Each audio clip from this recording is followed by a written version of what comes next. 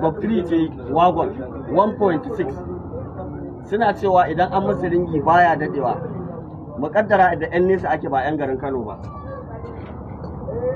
Wannan shine ƙwairin din.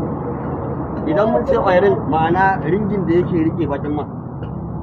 Wannan shine ringi ni da na saya hotel ga yadda yake. Idan irin wannan kake saya to bari gaya ma bambancin. Ga yadda asalin ringi yake dan mazo. Idan an ce asalin original din ringi ga yadda yake. Kun ga yadda wannan kala yake ko? To ga yadda shi ko kala wannan yake.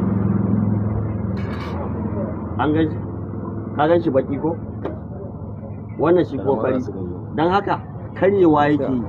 Sannan idan ka tashi sa helper, kaka je ka nemo mai tauri. In ka sa mai tauri ga yadda take yi.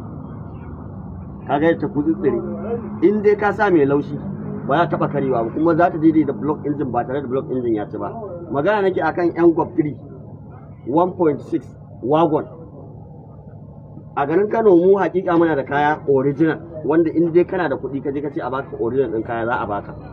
Amma idan ka bar garin Kano fa, guda haka idan a garin Kano a wajen garin Kano kake, ka gane irin wannan ne, ka gan shi, sannan ka gane wannan back ɗinsa red back ne ja ne, sannan ni da na tashi ga kala wanda na saya O10, ma'ana idan block engine standard ne ba taɓa yanka shi ba.